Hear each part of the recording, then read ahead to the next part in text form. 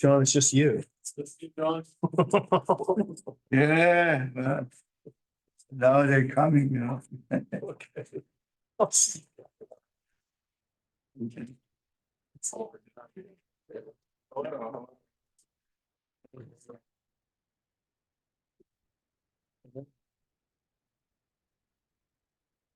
JJ, how you doing?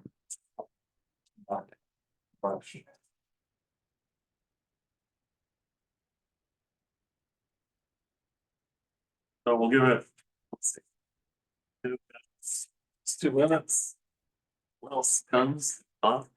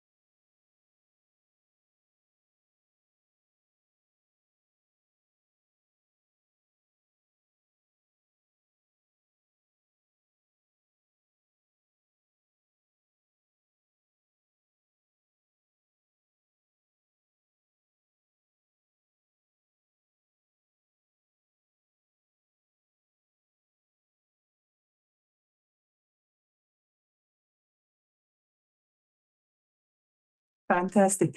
Now I have a question for you. Did you get a chance to look at the Cheryl's request?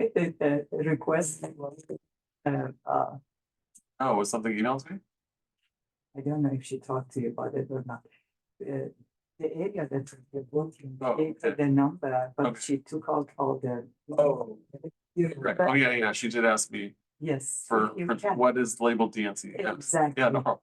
Yeah, please, because I. So the way we left it was, she asked me, I needed to see the email of what I called it, so I can find it on my computer. Oh, I need to find it. okay. I don't know. I just need to look at the email that I sent. But I don't know. I don't, maybe if you look at what you said, Yeah, I need, maybe you can find it. yeah, it got very busy yesterday, so. I know. She told me that you were very busy. No, it's always after the weekend. She was here month. Yeah, Yes. but after class, I'll do it. Yes, okay, no problem. Just send a copy to me. When you find the email. Yes. If it's in my calendar, it gets done. Yes.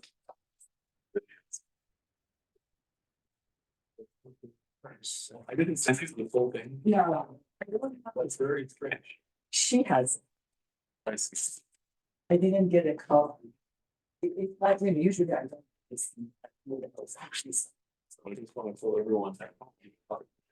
So I am able to send all lists for farm area. Anyone that needs a farm area, contact me. Don't leave.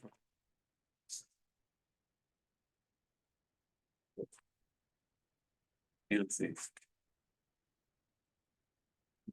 Yes. Want them, yeah, everything. I want everything, then I will clear it myself. Yes. Okay. Good.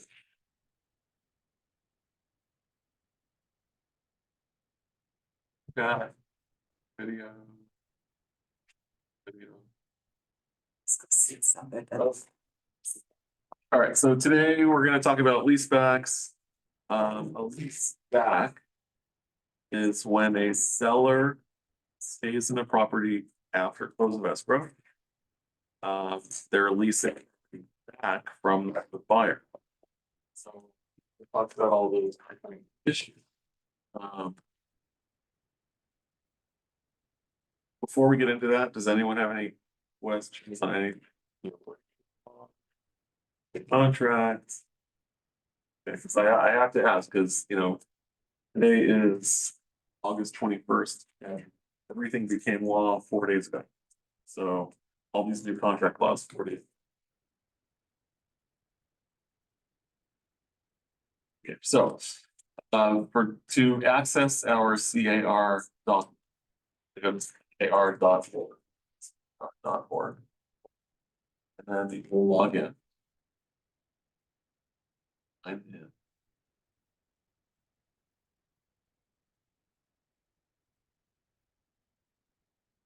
Okay, that's gonna take you to this page where, just remember transactions. The first link for transaction is this big circle, gonna hit that access transactions. And then down here, it's again, access now transaction. And then it's gonna validate us. And then we'll be able to continue to transactions. We'll take the dashboard.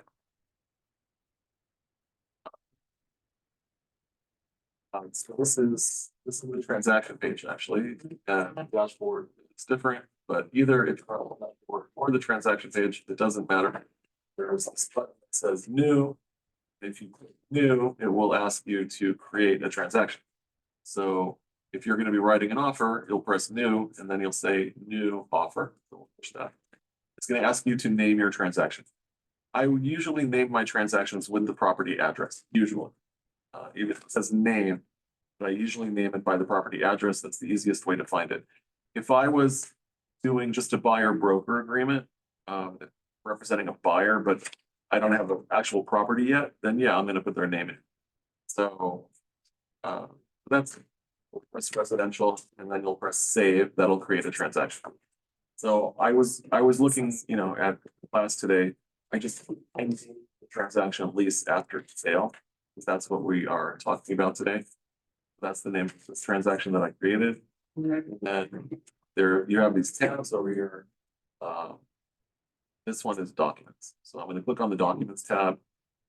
When you're in the documents tab, it's going to show you the documents added to your transaction. If you want to add a document, you can press your add a doc, and you can actually upload documents from your computer.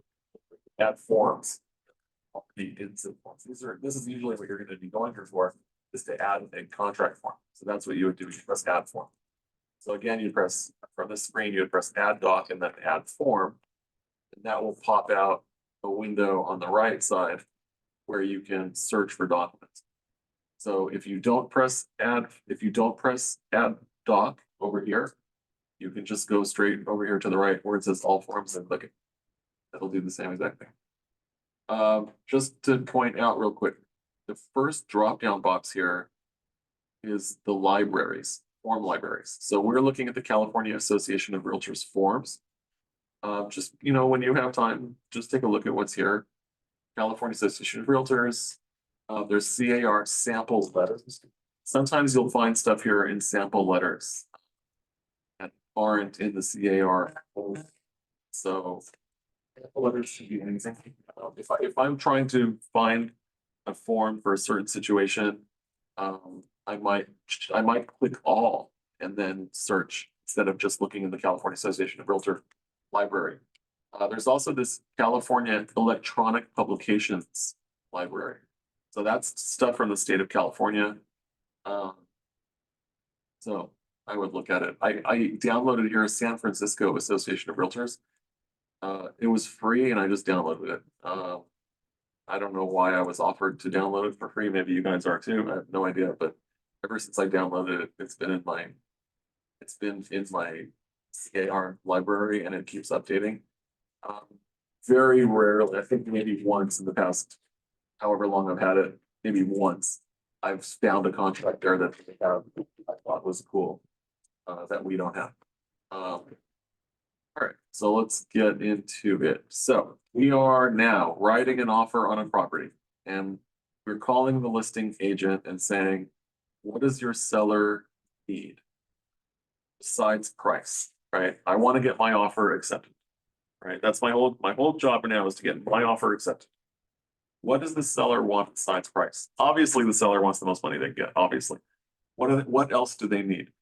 Do they need, now, the listing agent might say to you, we need the money from this property before we can buy our other property.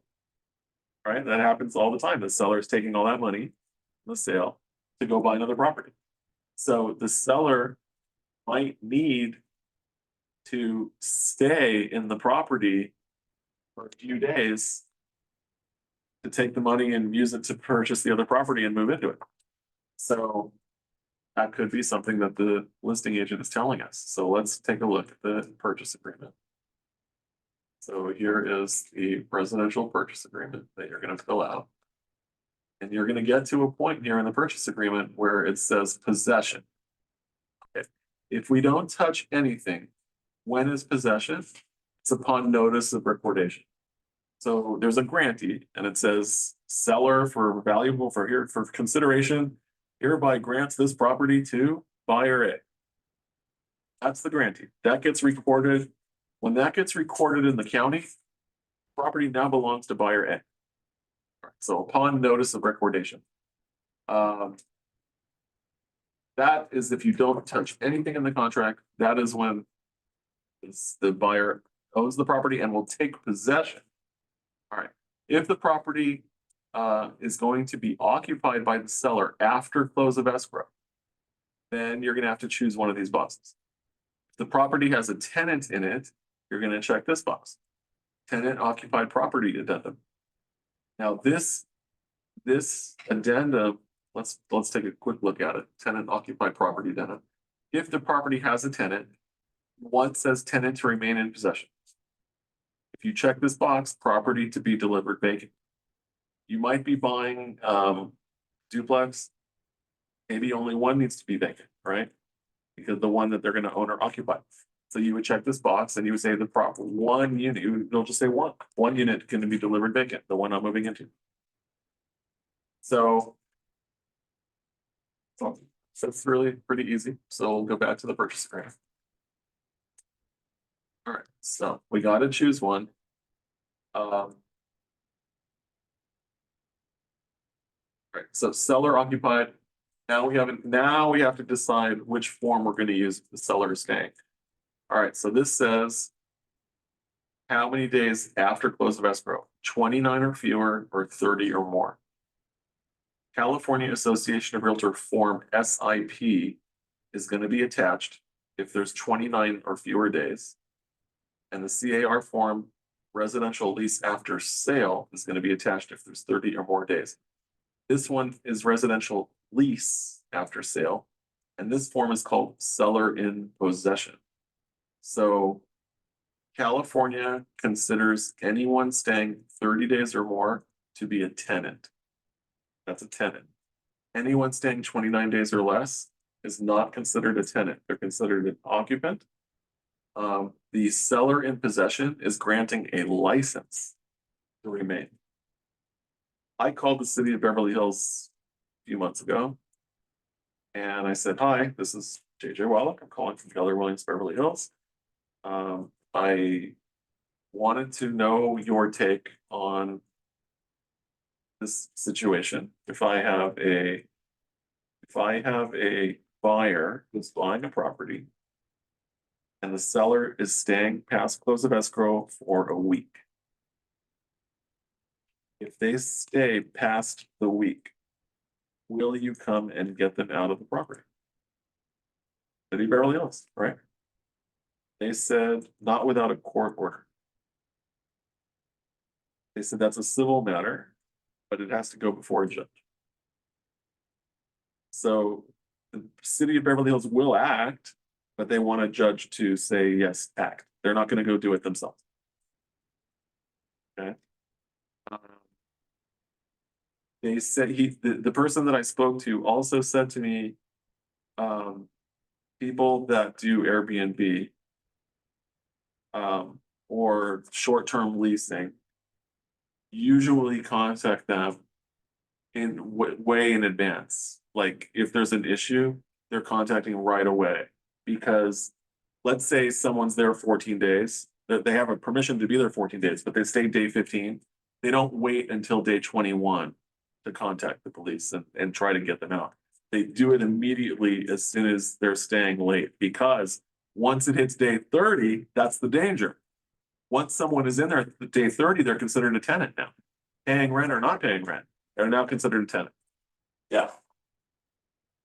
Yes, yes, wow. So let's see what these forms actually say now. Okay, so we're gonna grant a seller permission to stay. Now, I want you guys to look at the big picture here. Okay. If you have a seller, you're going after a property, you're talking to the listing agent in reality, right? You're talking to the listing agent. Where are they going? Well, they haven't found a place yet. That's a dangerous response. They don't know where they're going yet. That's a very dangerous response. Or they're going to tell you, well, we have an offer, we have an accepted offer, we're looking at a property, right? So that scenario is good. I want to keep checking that they're in escrow, right? They have a place to go. If I have a seller who has a place to go, they're not staying in the property. Right? So let's just think about it from a real world perspective. It's up to you, the agent, to talk to the other agent and make sure the seller is going to be leaving. Obviously, we can't guarantee it. We don't know for sure.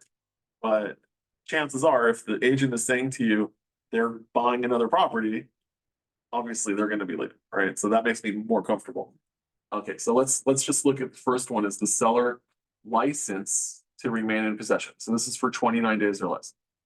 So, oh, by the way, when you write an offer, you might get a counter offer from an agent that says that these things will be negotiated prior to contingency removal, or right, prior to some other time.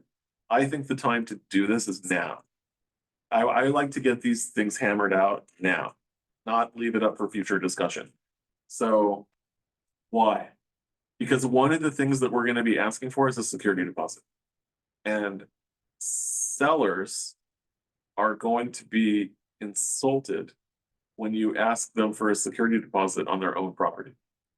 Right? They're going to be like, what? Security deposit?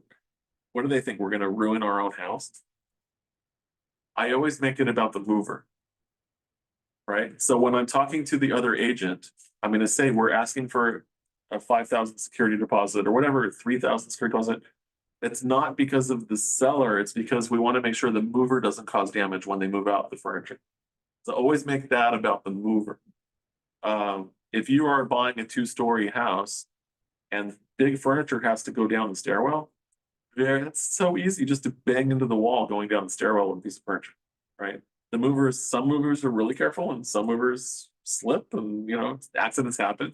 We just want to make sure there's enough money there to cover damage that's done during moving. Sliding furniture across the floor, scratches on the floor, right? So it has nothing to do with the seller. The seller, just remember, the seller is going to be insulted when you ask for a security deposit. Make sure the listing agent tells them it's because of the move. So seller is granted a license to remain in possession. Okay, let's just read this.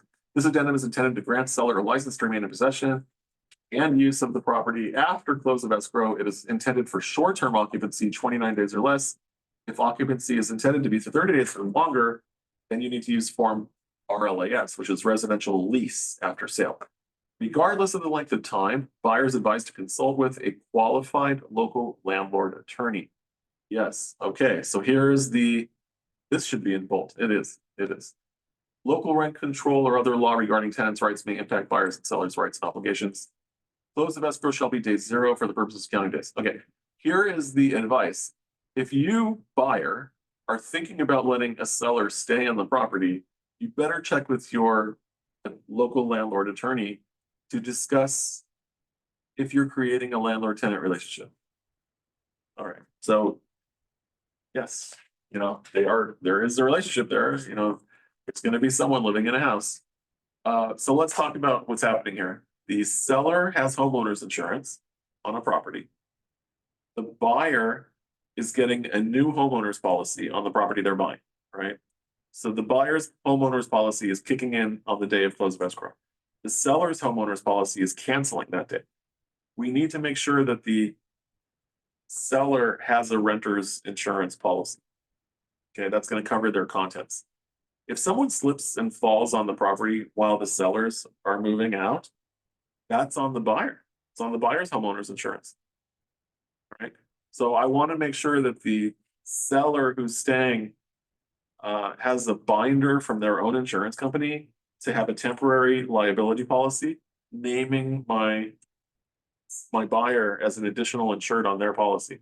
So if the buyer gets sued, it's on them, it's their policy first. So, all right, so it's just keeping all this in mind.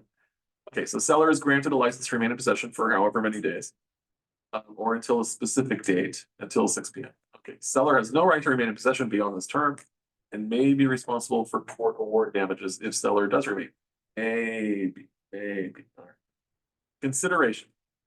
So this is not being called rent. It's being called consideration. In consideration for seller agreeing to sell to buyer and buyer agreeing to allow seller to remain in possession, seller agrees to pay a non-refundable license fee. Okay, of how much per day? So this is a license fee per day. Now, you might think you're going to give a let them stay for free for a week. When we're writing our offers, we need to be competitive with the other buyers, right? Who knows what these other buyers are offering? They might be offering 100 a day, 500 a day, 250 a day, free. A lot of times people will offer let the seller stay for free for a few days or a week or even a month, right? We see it all the time. Just got to be careful how you fill this out. Here's my concern. If you put $0 here and they stay past 30 days, how much is the rent? Okay, so we really have to be very careful how this is filled out, because if we put here $100 a day and they stay past 30 days, how much is their rent? It's $3,000 a month, right? So that could be a multi-million-dollar property. They're spending $3,000 a month. They'll never move out. Seller shall deposit such funds with escrow holder prior to close of escrow. Okay. At close of escrow, all consideration will be released to the buyer or held in escrow. So that's totally up to you how you want to handle that. I like to have things transferred to the actual buyer. So release to buyer, I like that. That's going to happen if I don't check anything. The seller would for sure prefer it to be held in escrow. So just letting you know that could be a negotiation. Late charge. Well, I'm not so worried about a late charge now because the money's going to come through escrow, but this might affect me later. So if any payment from seller to buyer is required outside of escrow and any such payment is not received by buyer within 5 days after due, seller shall pay to buyer an additional sum of, okay, again, now you're risking insulting the seller now, okay? But these terms have to be gone through. All right, seller's obligations for condition, seller has to give you the property. Okay, here's a possession fee. Now, this is consideration, which is the license fee. Now we have something called a delivery of possession fee. In addition to the license fee above, seller agrees to deposit with the escrow holder or such funds shall be withheld from the seller a delivery of possession fee in the amount of blank. At close of escrow, this fee will be released to the buyer. So this is if you're going to ask for, say, $5,000 for a month or for 29 days, you're going to put that number in here. Within 5 days after delivery of possession, buyer shall return the delivery of possession fee to the seller. So this is really this is a security deposit. This is what they're not calling it a security deposit. They're calling it a delivery of possession fee. But notice that the last sentence says, buyer shall return the delivery of possession fee to the seller if the property is delivered to buyer in the conditions specified. So that's what I call a security deposit. If they're not returning the property in the same condition as when escrow closed, then I would call that able to deduct money from that, right? So this is the addition to the. This is the security deposit portion. Okay, Um. Yeah, so the only question about, we need to have something to protect our buyer. Question is it gonna be released to the buyer or held in escrow? That's the question. Now, any money that goes into escrow cannot leave escrow without both the buyer and the seller both agreeing to it. So I just want to say in general, when you have a buyer going into a deal, they're usually putting their 3% deposit right away. Right? So if you have a buyer that's buying 20% down, they're borrowing 80%.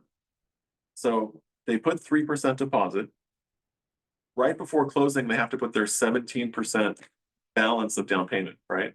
So they're putting a total down payment of 20%. The deposit is 3%. The deposit is a small portion of the total down payment. So they put 3% in the beginning, they owe 17% right before closing. Once they put that 17% in, the only way it's coming back out is with everyone agreeing. Right? Escrow will not release money without both sides agreeing. I just want to throw that out there. Okay, so we're gonna ask for, this is our security deposit area, delivery of possession fee. All right, utilities. I want utilities to remain in the seller's name until possession is delivered to my buyer. Right? I don't want the utilities transferred to my buyer until they're actually living there. Why should that happen? If the seller is staying, let them keep paying the utilities. Make sense? Okay. So now you might also want the seller to continue to pay the gardener and the pool man if there is that. So I would personally like the seller to be responsible for all utilities and maintenance and deliver the property in the same condition.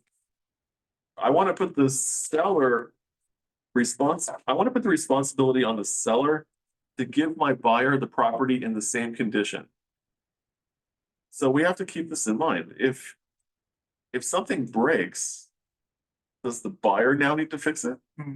Right? So I want to put something in here that makes the seller be responsible for maintenance too, until it's delivered. So seller agrees to pay for all utilities and any related utility services and the following charges, except. So, and the following, so this is under the utilities, but I don't think that there's another area. Yeah, so utilities, seller agrees to pay for all utilities and any related utility services and the following charges. I'm going to put in here something like all utilities to remain in seller's name until possession, right? Until buyer takes possession. Something like that. It's like, so then I have to figure out how to shorten it. All utilities to remain in seller's name until possession, right? Until delivery. Oh. Until move out. How's that? Or all utilities to remain in seller's name until move out. Now other term, okay, keys. Seller shall provide keys. Now here's the thing. Your buyer is gonna want keys, right? The buyer is entitled to keys as soon as they close escrow.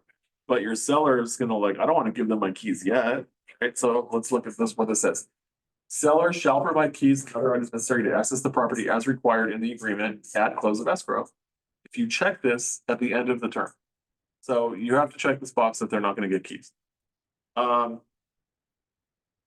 In the purchase contract, seller has to give a working key for every single lock in the property. All the time, a lot of times, there's gonna be a lock somewhere on the property that the seller, I don't have the key to that. I lost it 10 years ago. The sellers are responsible to get a locksmith out there and make a key for it or replace the lock. It's the seller's responsibility. They have to give you a remote control for the garage. They have to give you a key for every lock. Now, It's up to your buyer if they want to get the keys. It's a negotiation. Everything's a negotiation. So the buyer is entitled to the keys. If you're a landlord and the tenant changes the lock, they're supposed to give you a key as a landlord, right? So the landlord should have a way to get into the property.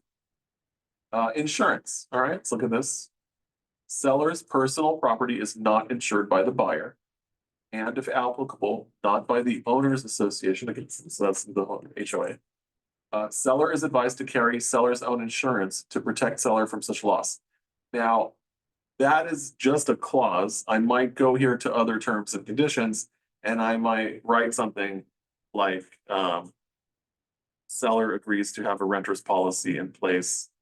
You know, buyer is not responsible, so the things that I would want to add in here are going to be utilities to remain in seller's name until move out. Seller agrees to have a renter's policy, a renter's liability insurance policy, naming buyer as additional insured. And may be responsible for even pool and gardening and any maintenance. I might put a clause here, seller to deliver property in the same condition as the day of close of escrow. All right, how do we know the condition of the property? So this is going to be another burden on you as the buyer's agent. When you do your walkthrough 5 days before closing. So agents there's a form called verification of property condition. When you buy a property, your offer is as is. It's as is the condition of the property is right now, as it is now. We're going to do inspections. We're going to find out stuff we didn't know before. Fine. But now we're going to have a lease back, right? Now we're going to have a security deposit. So how do we know what was damaged before and what was not? We have our inspection report, but here's the thing. If I have a buyer who's not moving into the property at closing, at our walkthrough, right before closing. So the buyer has a right to inspect the property right before closing and make sure that the seller did the repairs they said that they were going to do.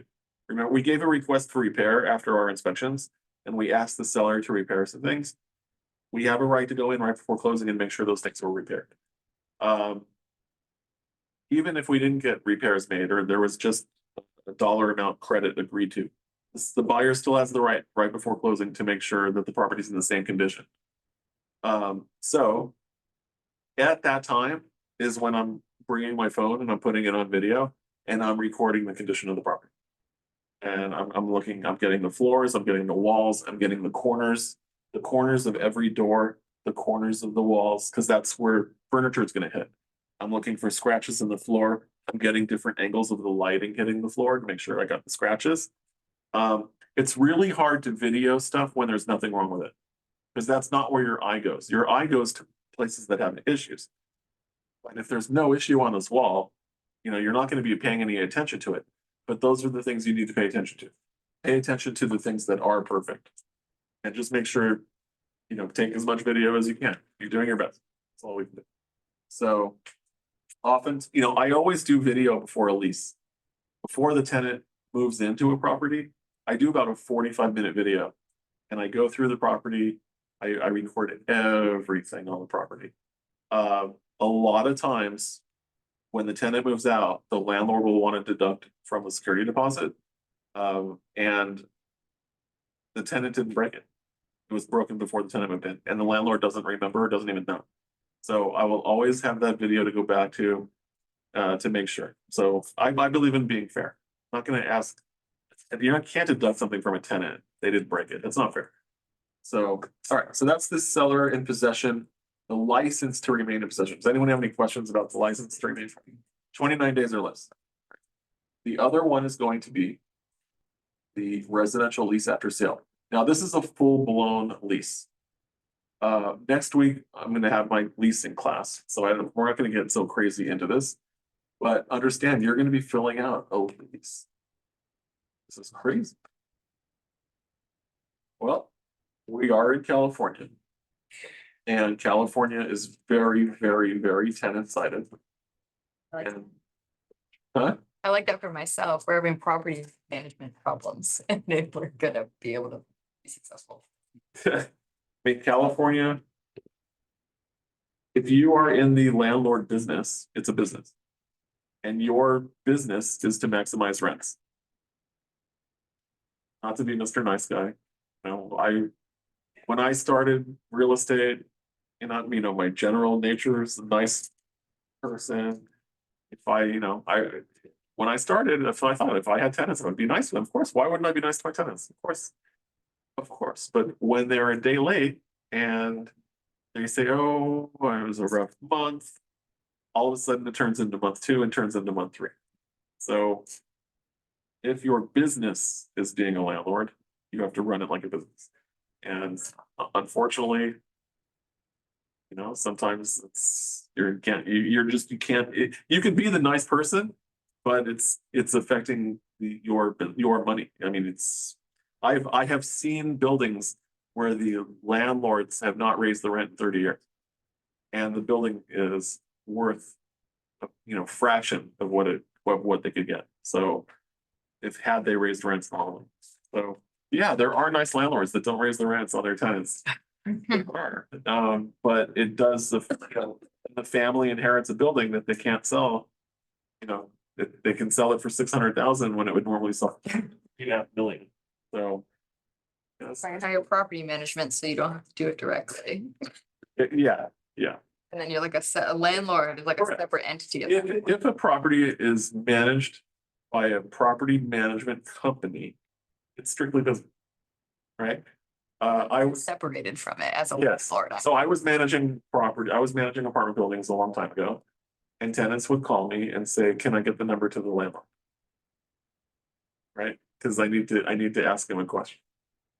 Which What are way? they gonna ask? I'm having a rough month, right? Of course. All right, so let's go through this quickly, because next week we are gonna get into. So same concept, name of the seller, name of the buyer. It's weird that you're filling out a lease because to a seller, it's their property, right? So they're gonna be leasing, they're gonna be becoming a tenant. All right, so we're gonna put the close of escrow, the scheduled close of escrow date there. The address in, the name of the seller, okay. Guests are not permitted to stay more than 14 days. I mean, this is a lease. Okay, the term begins on the day after close of escrow and it terminates X amount of calendar days later. Okay, here we go. Security deposit, first month's rent for the entire lease term. Okay, so we're talking about rent. We're gonna have to put a monthly number in here. All right, here's my suggestion on a lease back and coming up with a rent number.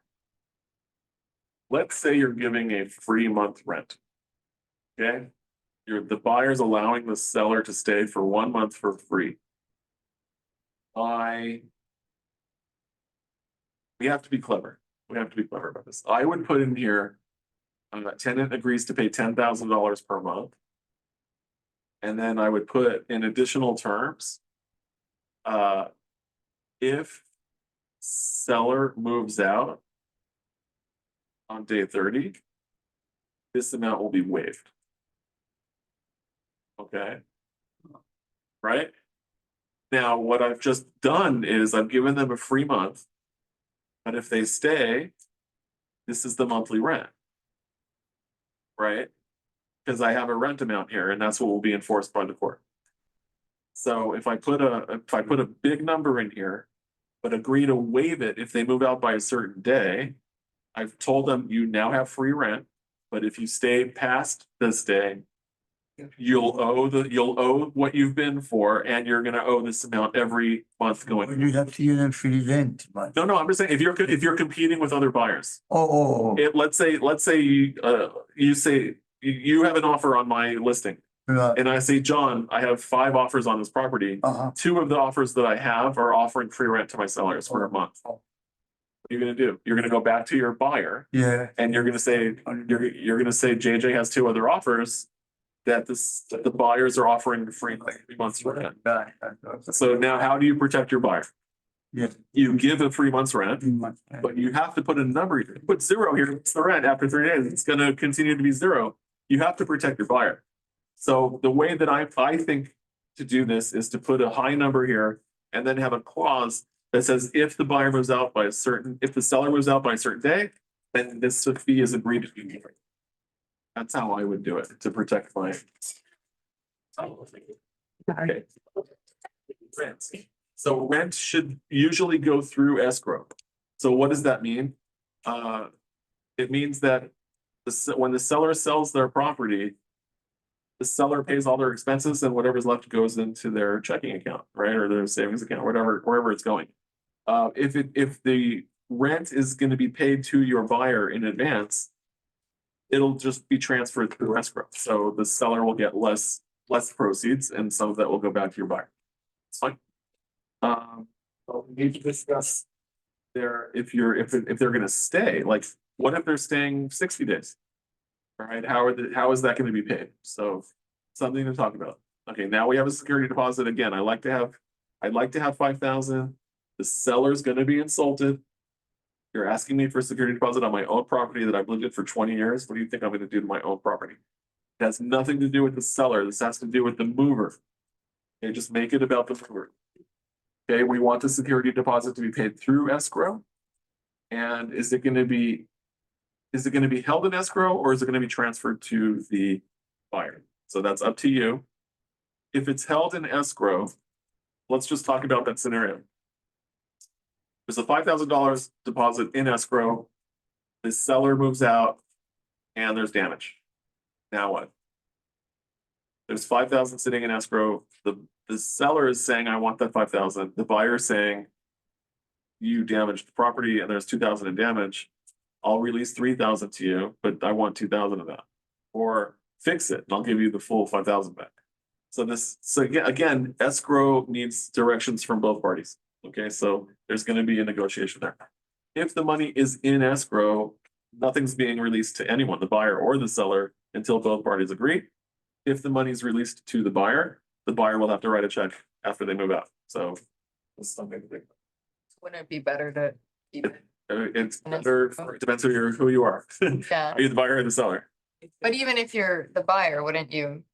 Fine. That's an ethical thing to me, more than just like if you're working with the buyer, you are the buyer. Yeah. And you want the money released to you, wouldn't Yeah. it be safer? It's always safer, yeah, it's always safer to have the money. Yeah, but wouldn't it be like better for not the relationship, but for the whole rest of the process of the deal? Well, the seller doesn't think so. The seller's saying, I've lived here 20 years. How dare you ask me for a security deposit? But I'm talking about after it's already been put, wouldn't it be smooth? If they've already agreed to that, would it be a little bit smoother to leave it in escrow? Even in You guys escrow. can come up with a solution Yes, I together. think if the money's left in escrow, that's the smoothest way to do it. Yeah, Yes, after they've already agreed to this, the But annoying. yeah, yes. if you have a property That's the least friction. Yes. Yeah. Yes. that's got a lot of stuff in there and it's yours, the seller agreed to give you, let's say that the dining room table. Now we're talking about personal property. Yeah, person, and then do you get do you get extra deposit when So you get so damaged? personal property needs to be done on a bill of sale, not on the purchase agreement. Oh, There's another form called bill of sale. So if I go here and I add a form. So itemize the form that. So let's look here. If I'm adding a form, so here's the California Association of Realtors. Oh, If I go bill of sale. So I'm gonna add that. Okay, now the bill of sale. We'll take a look at that real quick. The bill of sale is given in connection with the. So notice how it doesn't say residential purchase agreement here. Commercial purchase agreement, business purchase agreement, residential income purchase agreement. Nothing says here just standard residential purchase agreement. So here you'd have to check the box and you'd write residential purchase agreement. And then inventory. Personal property includes but is not limited to. You're probably going to attach something, right? You're probably going to attach something. Whenever you are talking about personal property, if you start putting personal property in your purchase agreement, so let's go back to the purchase agreement here, California residential purchase agreement. So here's what's included. Here's the box for what's included. Additional items included. So you're asking for the stove, the fridge, the washer, dryer, dishwasher, microwave. Now, the lender is making an 80% loan on this property. If you start putting in a ton of personal property here, the loan that the lender is giving is the property plus everything in this purchase contract. Mhm. So technically, if you put a bunch of furniture here, the lender owns it until the loan's paid off. Right? Because it's in your purchase contract. Oh, So lenders don't like to see a lot of personal property on the purchase contract. It should go on a bill of sale, personal property.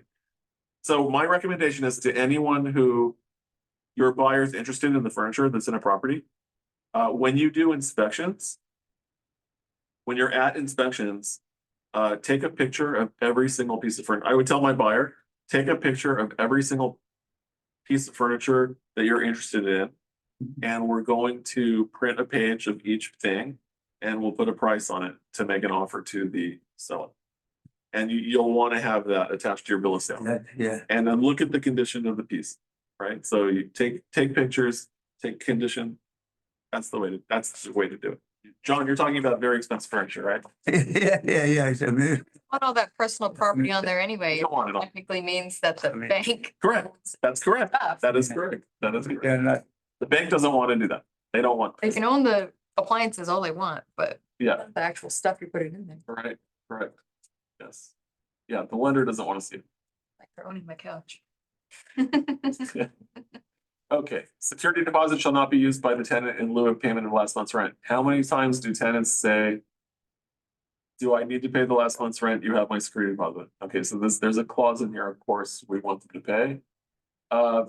This is California law. The landlord has to give back the security deposit within 21 days. Or a statement, the statement in 21 days, if they're giving back a portion or none, there has to be a statement that has deductions on it, if they're deducting anything. Late charge return checks. I think California law is you can get 6% for a late fee. I think you're entitled to no more than 6%. So I usually put 6% in there. Parking, like, again, you're the buyer now, like parking, what, you have to figure this out. Now, parking is permitted as follows: garage, driveway, street, street, public, I don't know what I usually put here. Parking is permitted, garage and driveway and street as permitted by city restriction. But this is to have the seller stay in there longer, so It's crazy that we're filling out an entire lease. I know, it's crazy. the parking would just be, what? I That know. makes no sense. It's crazy. Because Okay, you're in there with them. right. All right, storage. Storage is, so the right to separate storage, I would say, is not included. Now, or actually, I probably wouldn't collect anything except for tenant's personal property contained entirely in the premises, storage is not permitted. That means that the tenant or whoever is in the property is not hiring one of those mini pods and putting it on the property. Because that can do damage to the property when they're pushing it in or pulling it out. It can scrape up the concrete, crack the concrete. You don't want a giant storage pod in the front of your house. What if you rent a house and you have a tenant that moves in and they put those giant containers in the driveway and they use it as storage? Right? Bigger Or house, an office. bigger house, rent something bigger. So this is just saying, the property's is not meant to be a storage container. being a tiger, maybe. All right, so again, this is the red back. The tenant agrees to pay for all utilities and services. And then I'm gonna put in there, all utilities to remain in seller's name until move out. Condition of premises, okay, we're gonna go through that.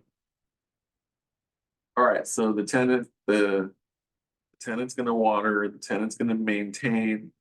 Tenant shall maintain. So here is my chance. Here's my chance. Tenant shall maintain. Property in same condition. In same condition until delivered to buyer. That's my chance. Right? That means that they're not calling my buyer to replace their light bulbs and their air filters. It sounds crazy, but if you have a landlord-tenant relationship, the landlord is now responsible for maintaining the property. If the dishwasher breaks, they're calling the buyer and saying, hey, my dishwasher broke, I'm your tenant now. All right, so for this reason, we have home warranty. Right, so, you might put in here something that if there's an issue, that the seller will be responsible to pay the service call for the home warranty. Yeah, you can do that. The seller's the one that bought the home warranty for the buyer. They can pay the service call if something breaks. Okay, pets, if there's pets, if they have pets, you'll probably want to, check this box and say what pets are on the property. Keys, yeah, so we'll go through this more next week, but basically, I just wanted you guys to think about the issues that are there when you let sellers stay. So it's gonna be liability. Don't forget, the homeowner's insurance, the property sells is now on the buyer.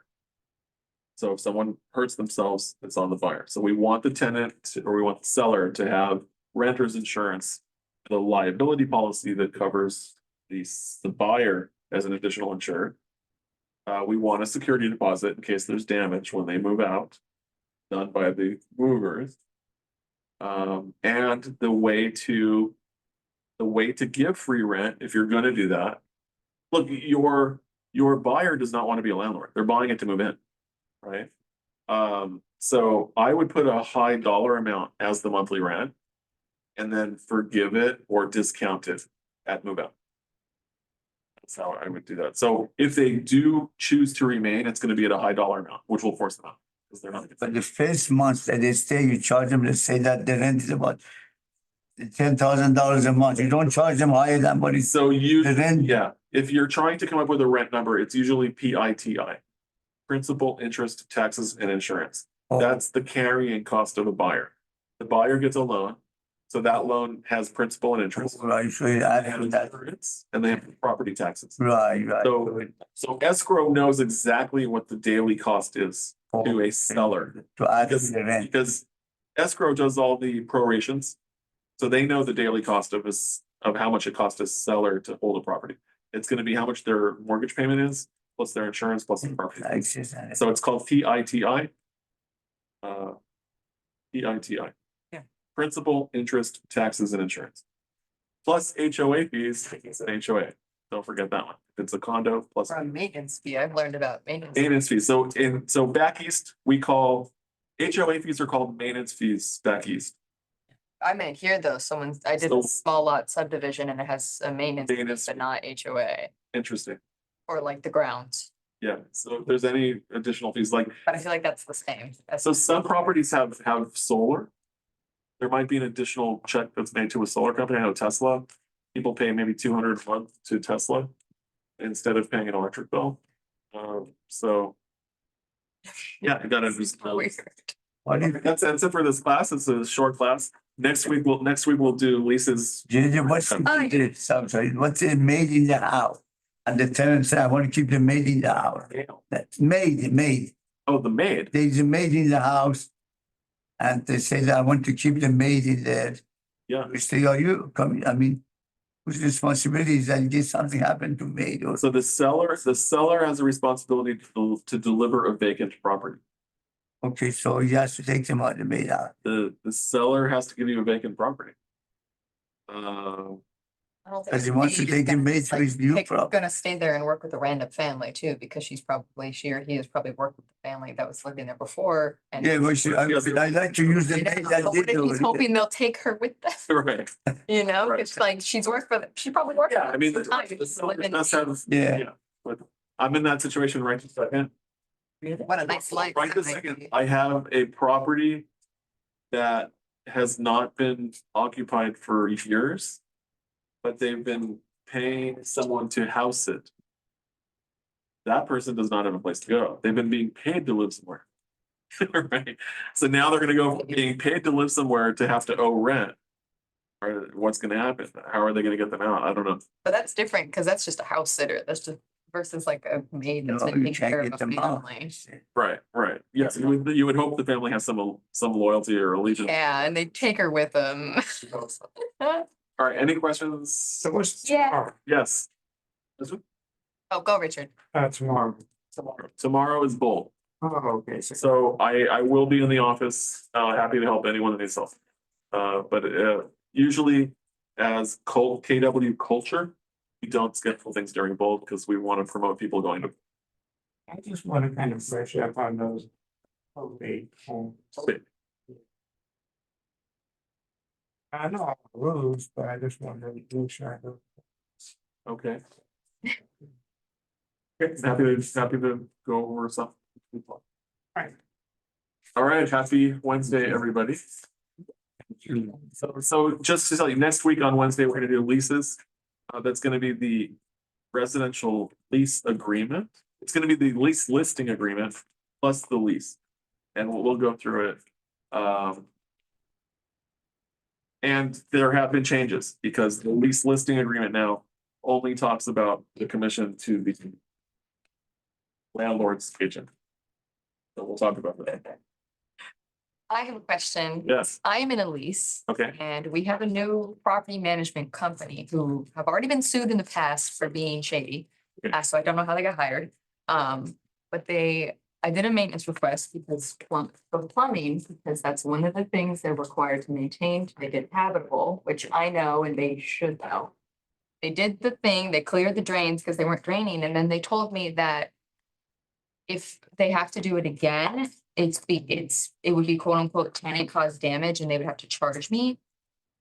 Because there was hair in my drain. and That doesn't sound correct to me. It's also not written in our lease. Are they allowed to just suddenly say, you caused this and now you have to pay for it? Even though it's not, it's like a part of life versus I deliberately am throwing piles of hair down my drain. What do you put in the paper, toilet paper or the woman thing, hygienic stuff inside it? But they Where is didn't that say allowed? that. purchase hair catcher for your drain. We can't put one in because the way it's one of those stoppers that pushes down and out. Yeah. So you can't even there's nothing I can just put on top of it. But it's also only this management company. The last company, Okay, what is your tub drain look like right now? it's a big plug looking thing that you put down and it will And close you it. can't remove it? You can, but then you can't ever close the drain. It Has like a thing in the middle, right? It's got a big thing Yeah. that'll to push down and push up. Yeah, so there is the tub shroom. Yeah, this wasn't even the tub. This was our sink, Okay, but the drains, I don't know if the drains are. so I've looked into this a lot, obviously. I have an investor that buys condos and rents them out and deals with this all the time. So he's always looking for something to catch hair Yeah. and he gives it free to the tenant. Like he's like, here's 2 of them, 3 of them.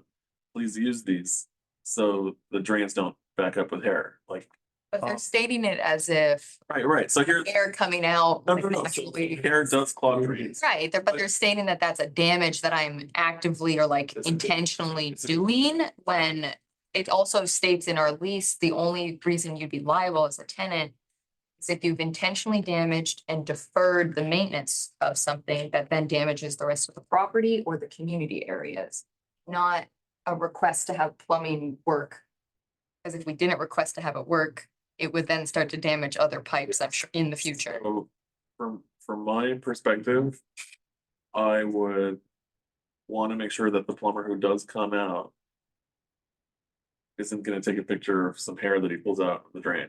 All they did, it was one No, of, I'm talking about the next time, yeah. So, It's and building maintenance people too, Right. their building company. maintenance guy, yeah, hopefully just, It's just hard. It's an apartment. That's the hard. if there's a building maintenance guy, can't you just like say, can you come?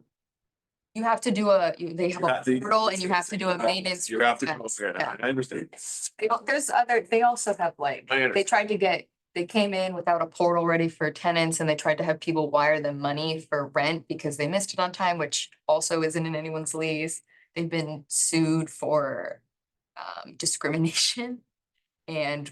Okay, and it sounds to me like if you make a maintenance request and they then try to bill you, right, say it's your Yeah. fault, Yeah, that it's something that you'll have to deal with when you move out, taking them to small claims after. yeah, which, ugh.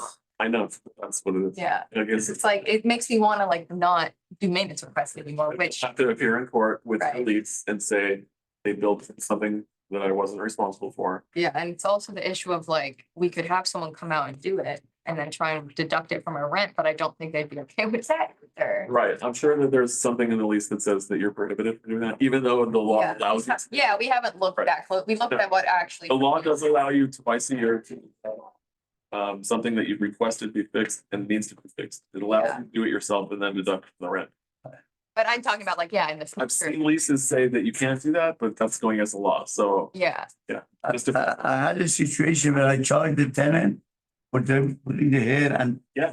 Hygienic stuff in there. Yeah. And she paid me, then she somehow find out that my sewer system is clogged up, the pipe is old okay, and causing thing to herself, so it took me to go, I had to pay her back.